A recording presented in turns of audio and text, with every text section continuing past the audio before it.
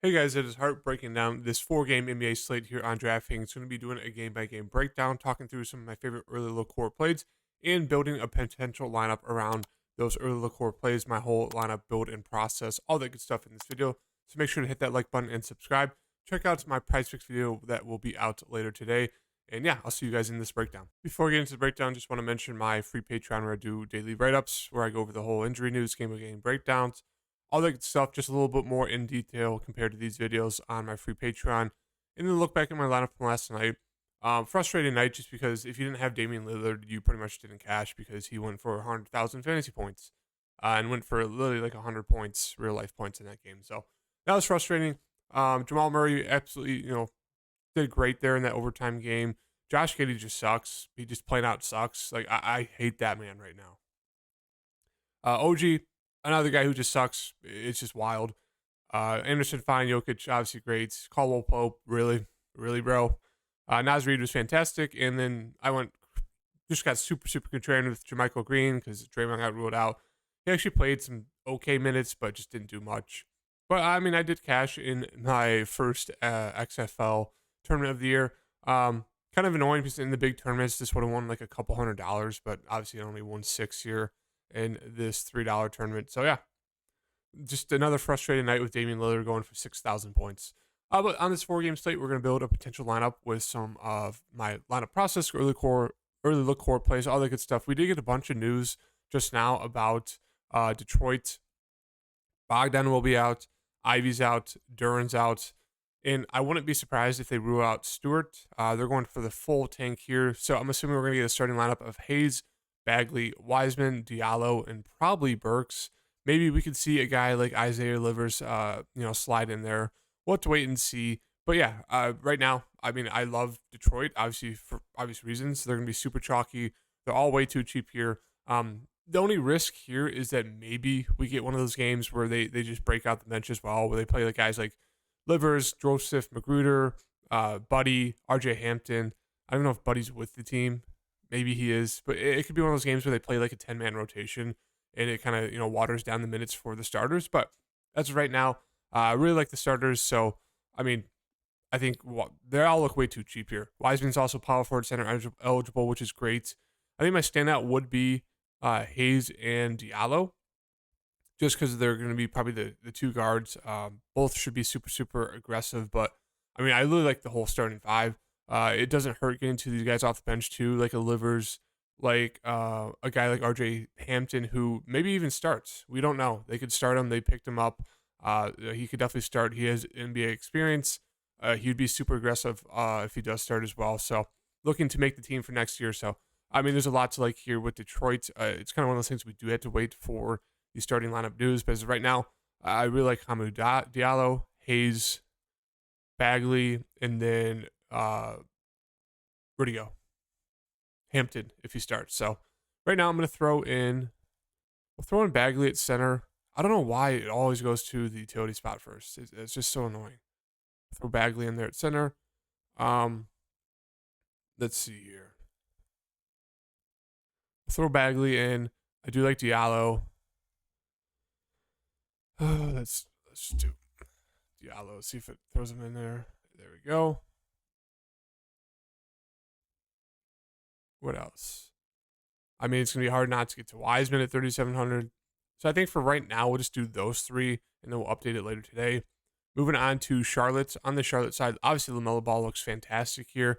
Now I guess there is a lot more of a blowout risk with the whole starting five on Detroit pretty much being ruled out. But I think it's still one of those things where Charlotte's still bad enough to keep this game close. So LaMelo Ball looks fantastic. PJ Washington is doubtful, so that should just mean more minutes for a guy like JT Thor, who did start, played 26 minutes, just not aggressive. You could absolutely go there for some just an absolute dart throw value play. I don't love it, but he does have some upside. Obviously, didn't do anything there in that last game, but could be one of those games where he be more aggressive because maybe the game blows out. But yeah, right now the only standout for me is going to be LaMelo. I think Terry's just more of a secondary option. Don't mind him. Just kind of hard to get there with LaMelo there. Gordon Hayward's been super productive. Kelly Oubre is back. He played 22 minutes. Maybe sees a few more there. So I think right now it's going to be LaMelo for me, and that's really going to be it. Mark Williams actually had a huge game, So he has upside. It's just hard to trust at times. Yeah, I mean, just not a lot to love here on this Charlotte side for me as of right now. It's pretty much just going to be LaMelo. Moving on to the Miami game, another spot where there could be some potential big lineup news and injury news. Right now, we know that Kyle Lowry's been ruled out. Kevin Love is questionable, but it looks like he should be good to go. And then Tyler Hero is questionable, but he should be good to go as well. Participated in shooting around. So right now, with pretty much all the starters in, no one really stands out to me. Obviously, it's a little bit of a tougher matchup here. They're all kind of priced about right. So they're all more just solid secondary options, contrarian options. Kevin Love's up to 5,400 now. Don't love that price. He was super productive in that last game, but it's the minutes, right? 22 in a blowout, and then only 26 in a very close game there against Charlotte. So he still has upside. It's just I don't love the price now. It's not like a lock and load like he used to be the past two games. Max Strus should see maybe 15 to 20 minutes off the bench. He looks okay. Don't love the price tag there. Gabe Vincent, kind of the same thing. There's really no need to get to these value pieces. There's just going to be more contrarian options with, all of Detroit being ruled out. So maybe Victor is probably the only one I do have interest in if he's not going to be on a minutes limit and maybe sees 25 to 30. He's a guy that does have some upside there. So that's really it for me. No real need to get to anyone else here. Cody Zeller, only going to see about 15 minutes a game. But yeah, that's really it. No real standouts for me in Miami. Moving on to Philadelphia.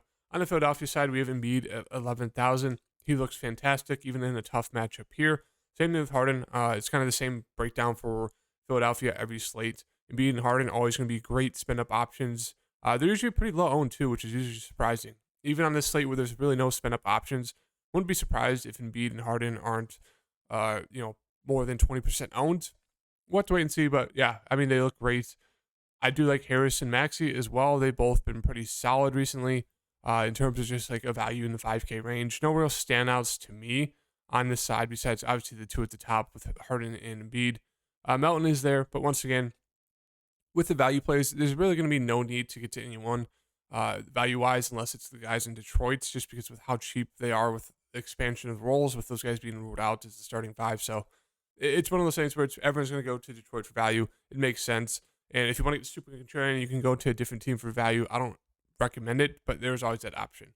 Moving on to Boston, no Brown, so I'm going to lock in Tatum as my star spin up for the day as right now. Only 10-2. One of the cheapest price tags we've gotten on Tatum pretty much since the start of the season. So as we can see, start of the new year, January 1st, that was the last time he was floating around 10-2, pretty much since the start of the season. So love that. Love his upside. He looks fantastic there. Now, who's going to step up? I'm assuming they're going to start Derek White potentially in the starting lineup. He'd look decent there, 5,500. But, with Marcus Smart there, Brogdon off the bench, there's no real standouts in the guards. I think they all look solid. If I had to get to one, it'd probably be Brogdon off the bench. Now, his minutes aren't always guaranteed. He should see at least mid-20s. If he's playing well, they'll sneak him into the 30s minutes. So I think he'd be my second favorite play. Marcus Smart is a fine option, same with Derek White. I do like Robert Williams, a good amount here. The minutes are kind of all over the place, but in a close game, he should see close to 30. He still has upside. Hasn't flashed it a ton this year like he did last year, but I do really like him at that price tag, 5,100. I think him and Tatum would be my favorite plays, followed by Brogdon. Al Horford, another guy who has upside. He's there. The minutes are a little bit more secure compared to Robert Williams, but there's just a lot of times where he's not aggressive. Grant Williams makes for a fine value play. Should see, I think, close to 20, if not closer to 25 minutes off the bench. So he looks fine as a nice value play if you want to get a little bit different from the Detroit guys. Moving on to the Knicks. On the Knicks side, I think Randall looks great. His price has really dropped down. He looks very, very solid here at 9,300. Not sure who's going to be able to guard him. Brunson looks decent. Still, his price tag, don't love it for a guy who is pretty score independent. RJ Barrett finally had a decent game, first game in a while. It's just the minutes, right? Another semi-close game, only 29 minutes. Maybe you would have saw a little bit more if the game was competitive till the end. But he's just more of a secondary option right now. It's really just going to be Randall for me. Josh Hart, another guy, seeing decent minutes, mid-20s, but not enough to get to there. Mitchell Robinson, kind of like Robert Williams, where they do have massive ceiling. It just comes down to the foul trouble if they can stay on the court. So I think him and Randall are my favorite play on the Knicks side. Then moving on to Orlando. Paulo, once again, just his price is dropping down. It's just he can't shoot. like he just doesn't have upside right now because he can't hit a shot from three. So for that reason, he's just more of a secondary option. Same thing with Wendell. Just a lot of secondary options on this team. Fultz's price came down a little bit, so I do like him. He'd probably be my favorite one there. Franz. I mean, these guys all have upside. 40 plus. It's just it's an absolute dart throw. You just never know. The minutes aren't secure on any of them. Cole Anthony randomly has good games off the bench, and limited amount of times. Jalen Suggs is still there, so there's just not a lot to like here for this Orlando side. And then moving on to the Pelicans, Brandon Ingram stands out to me. 8,000, pretty cheap price tag for a guy who's been super productive recently. I do like CJ a good amount as well. Should be a super low owned guy on the slate. Not a lot of people are going to pay up for that 7K range with all the value is on the board with that Detroit side. So people are just going to go jamming all that value.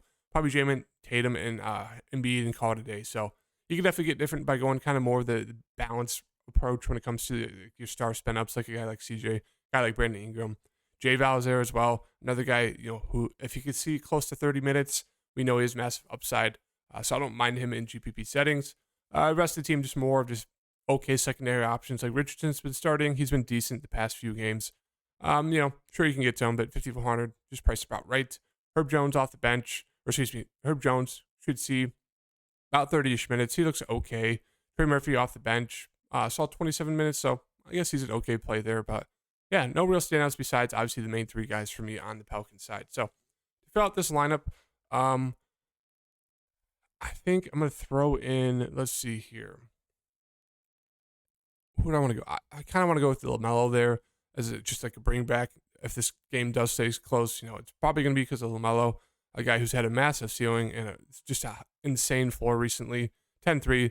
Love the price tag there. So we get that figured out. Let's see if we can fit one more star player in here. Can we get up to Randall? We can. We can get up to Randall. I do like that. Then we can pay down at the guard position for Killian Hayes, who should start. Should hopefully play solid minutes. We'll have to wait and see with that. 3,800 left over. We get to a guy like Burks, if he's going to play good minutes in that game. Quinn Grimes has started. He's been okay, but I think right now I do like Grant Williams a good amount for Boston. His role should expand. Jose's always there as an option, but I think we're going to want to pay down for another one of those Detroit guys. Probably would be Hampton for me. I think he really interests me there at the Flatman and price tag, but let's wait and see. I think right now I'll just throw in, where do you go? I just throw in Grant Williams. We'll just throw in Albert. Yeah, we'll go through Grant Williams. So yeah, we'll just throw in Grant Williams there. Obviously, kind of have to wait for that starting lineup news for Detroit. But yeah, that's going to be the breakdown for today, the potential lineup building process. I actually do really like this lineup. You obviously get the huge ceiling and floor with LaMelo. You get the Detroit guys who should be super aggressive. Hamidou Diallo, guy that stuffed the stat sheet. Tatum with no Jaylen Brown. You get Wiseman and Bagley, who should both start. Obviously, it kind of eats into each other's ceiling with both of them playing alongside each other because they both are kind of ball dominant. They need the ball, but they both should at least get 20 plus, 25 plus fantasy points at their price tags if there's no foul trouble. Killian Hayes should be the lead guard, so really like Detroit for obvious reasons. Randall looks fantastic against Boston, and then Grant Williams, decent play, a guy who should be tasked with guarding Randall, should see mid 20, 25 minutes. So I do really like this lineup. Obviously, we kind of have to wait for that Detroit news, so make sure to stay updated with me on Twitter. Follow my free Patreon. Check out my Price Fix video later today. Hit that like button. I'll see you guys in the next video. Peace.